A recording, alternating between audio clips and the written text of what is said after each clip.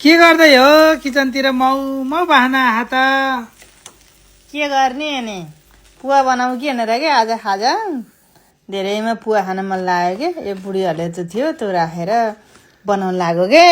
ए त्यही भएर घिउ त होला घिउको बाहना मिठो आइरहेको आलु घिउ बास्ना आउने भयो नि त अँ सुप फुराएँ अनि यो चम्सुर नरिवल किसमिसहरू फुराएर धेरै थरी मिसाएर बनाउँछौ है कति मिठो री आम्मा नि मिठो चाहिन्छ नि त बनाएर दिन परेन के अरे त्यही त नि अब यस्तो त बनाउन त्यति आउँदैन तर हेर्दै बनाए त आउँछ हुन्छ होला है तर तिमीले बनाए जस्तो हुँदैन कि जति हेरेर बनाए पनि कहिले काहीँ त बनाएर खाजा खाना आऊ भने नि कस्तो हुन्थ्यो होला त्यो त हुन्थ्यो के राखेको त नि यो चम्सुरको सुपको पाउडर थियो कि मैले मिक्सरमा पिनेर राखेको थिएँ ए धुलोलाई पनि राखिदिएको के फुराएको पनि छु अनि धुलो पनि राखेको अनि काँचो सिम्रिक अनि यो चाहिँ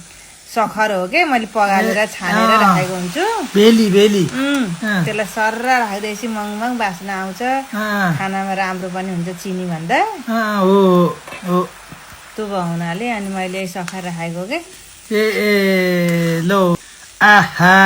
मेरो त मुखै रसाइसक्यो त हौ छिटो खाउँ जस्तो लागिसक्यो तयार भइसक्यो ल ल ल ल ल मलाई त खानै हतार भइसक्यो देखेरै फापरको साग छ अनि पुवा रेडी गरिसकेँ हो ल ल ल मैले त खाइहालेँ है खाइहालेँ ल नि